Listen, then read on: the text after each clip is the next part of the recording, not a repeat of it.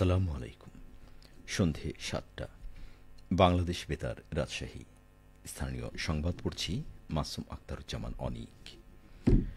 রাজশাহী বিশ্ববিদ্যালয়ে ২০২৫-২৬ শিক্ষাবর্ষে ভর্তি পরীক্ষার আবেদন আগামী ২০ নভেম্বর থেকে শুরু হবে, চলবে ৬ ডিসেম্বর পর্যন্ত। রাজশাহী সহ দেশের মোট ৬টি বিভাগীয় শহরে এবারের ভর্তি পরীক্ষা অনুষ্ঠিত হবে। বিশ্ববিদ্যালয়ের ভর্তি কমিটির সিদ্ধান্ত অনুযায়ী এমসিকিউ পদ্ধতিতে ১০০ নম্বরের ১ ঘণ্টাব্যাপী ভর্তি পরীক্ষা অনুষ্ঠিত হবে। পরীক্ষায় প্রতি ইউনিটে ৮০টি প্রশ্ন থাকবে। প্রতি ৪টি ভুলের জন্য ১ নম্বর কাটা যাবে। ভর্তি পরীক্ষায় পাস নম্বর ৪০। এদিকে আবেদন ফি বি ইউনিটের জন্য ১,১০০ টাকা এবং এ ইউনিটের ও সি ইউনিটের জন্য ১,৩২০ টাকা নির্ধারণ করা হয়েছে।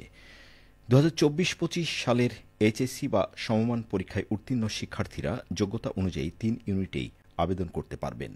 ভর্তি ইচ্ছুক শিক্ষার্থী যে ইউনিটেই আবেদন করুন না কেন, তিনি যে শাখা থেকে এইচএসসি পরীক্ষায় উত্তীর্ণ হয়েছেন সেই শাখার জন্য নির্ধারিত যোগ্যতা তার ক্ষেত্রে প্রযোজ্য হবে।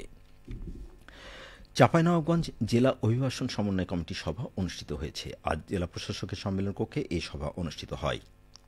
International organization for migration and অভিবাসী কর্মী উন্নয়ন প্রোগ্রাম ওকাপ এর সহযোগিতায় চাঁপাইনবাবগঞ্জ জেলা কর্মসংস্থান ও জনশক্তি অফিস এই সভার আয়োজন করে। অতিরিক্ত জেলা প্রশাসক নাকিব হাসান তরফদারের সভাপতিত্বে অনুষ্ঠিত সভায় মাল্টিমিডিয়া প্রেজেন্টেশনে অভিবাসন সম্পর্কিত বিভিন্ন বিষয় তুলে ধরেন জেলা কর্মসংস্থান ও জনশক্তি অফিসের সহকারী পরিচালক আখলাক উজ্জামান। সভায় জানানো হয়, তৃণমূল পর্যায়ে ডোর টু ডোর ক্যাম্পেইনের মাধ্যমে নিরাপদ অভিবাসন, মানব পাচার ও সরকারি বেসরকারি বিভিন্ন সুযোগ সুবিধা সংক্রান্ত তথ্য প্রদান করা, সম্ভাব্য বিদেশগামীদের প্রশিক্ষণ প্রদান, বিদেশে অবস্থানরত অভিবাসী পরিবারের সদস্যদের রেমিটেন্সের সঠিক ব্যবহার বিষয়ক প্রশিক্ষণ প্রদান করা, মানব পাচারের শিকার বা বিদেশে ক্ষতিগ্রস্ত, নির্যাতিত, অসুস্থ অভিবাসীদের airport pick up, shelter home, সামাজিক কাউন্সেলিং ও চিকিৎসা সেবা প্রদানের তথ্য জানানো হয়। বৈষম্যহীন বাংলাদেশ বিনির্মাণে কাবিং এই প্রতিপাদ্যকে সামনে রেখে সিরাজগঞ্জ সদর উপজেলায় ৫ম কাব ক্যাম্পুরি শুরু হয়েছে। আজ শহরের ভিক্টোরিয়া হাই স্কুল মাঠে বাংলাদেশ স্কাউটস সিরাজগঞ্জ সদর উপজেলার আয়োজনে ৫ দিনব্যাপী কাব ক্যাম্পুরি উদ্বোধন করা হয়। উদ্বোধনী অনুষ্ঠানে প্রধান অতিথি হিসেবে উপস্থিত ছিলেন সদর উপজেলার নির্বাহী অফিসার ও সদর উপজেলা স্কাউটসের সভাপতি মোহাম্মদ মনোয়ার হোসেন। তিনি বলেন, কাব স্কাউটিং শিশুদের ব্যক্তিত্ব ও চারিত্রিক গুণাবলীর বিকাশে গুরুত্বপূর্ণ ভূমিকা পালন করে। এটি শিশুদের দক্ষ, সুনাগরিক ও দায়িত্বশীল মানুষ হিসেবে গড়ে তোলার পাশাপাশি তাদের মধ্যে সমাজের প্রতি দায়িত্ববোধ, দলবদ্ধ কাজের দক্ষতা, শৃঙ্খলা ও আত্মনির্ভরশীলতা তৈরি করে। এবারের ক্যাম্পুরিতে ৫১টি প্রাথমিক বিদ্যালয়ে ৩০৬ জন কাব শিশু, ৩০ জন ক্যাম্পুরি কর্মকর্তা ও ২৫ জন রোভার স্বেচ্ছাসেবক অংশগ্রহণ করছে। চলনবিল এলাকায় ২ পাখি বিক্রেতাকে ১ মাস করে কারাদণ্ড দিয়েছে ভ্রাম্যমাণ আদালত। আজ দুপুরে নাটোরের সিংড়া উপজেলা নির্বাহী অফিসার ও এক্সিকিউটিভ ম্যাজিস্ট্রেট মাজহারুল ইসলাম ভ্রাম্যমাণ আদালত পরিচালনা করে এই দণ্ডাদেশ প্রদান করেন। দণ্ডপ্রাপ্ত হাজামত আলী এবং সাব্বির হোসেন সিরাজগঞ্জ জেলার তাড়াশ থানাধীন পলাশী গ্রামের বাসিন্দা।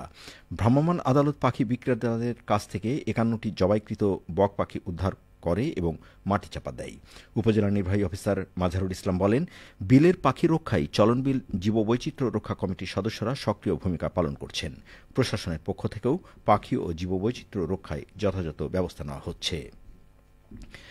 নওগাঁর ধামুরহাটে কৃষি প্রণোদনার আওতায় রবি মৌসুমে খাদ্যশস্য উৎপাদন বৃদ্ধি ও ক্ষুদ্র প্রান্তিক কৃষকদের উৎপাদন ব্যয় কমাতে বিনামূল্যে বীজ ও সার বিতরণ কর্মসূচির উদ্বোধন করা হয়েছে। আজ উপজেলা পরিষদ চত্বরে উদ্বোধনী অনুষ্ঠানে প্রধান অতিথি ছিলেন উপজেলা নির্বাহী কর্মকর্তা মোহাম্মদ শাহরিয়ার রহমান। এ সময় জানানো হয়, ২০২৫-২৬ অর্থ বছরের রবি মৌসুমে কৃষি প্রণোদনা কর্মসূচির আওতায় উপজেলার মোট ৫,৫১০ জন কৃষকের মাঝে বিনামূল্যে বীজ ও সার বিতরণ করা হবে। প্রথম ধাপে গম ১,১০০ জন, সরিষা ৪,২০০ জন ও রাসায়নিক সার বিতরণ কার্যক্রমের উদ্বোধন করা হয়েছে। পরবর্তীতে মসুর, মুগ, সূর্যমুখী, চীনাবাদাম, পেঁয়াজ ও অড়হর বীজ বিতরণ করা হবে। অনুষ্ঠানে উপজেলা কৃষি কর্মকর্তা কৃষিবিদ তৌফিক আল জুবায়ের, প্রকল্প বাস্তবায়ন কর্মকর্তা মনসুর আলী ও অন্যান্যগণ উপস্থিত ছিলেন। সবশেষে আবহাওয়া।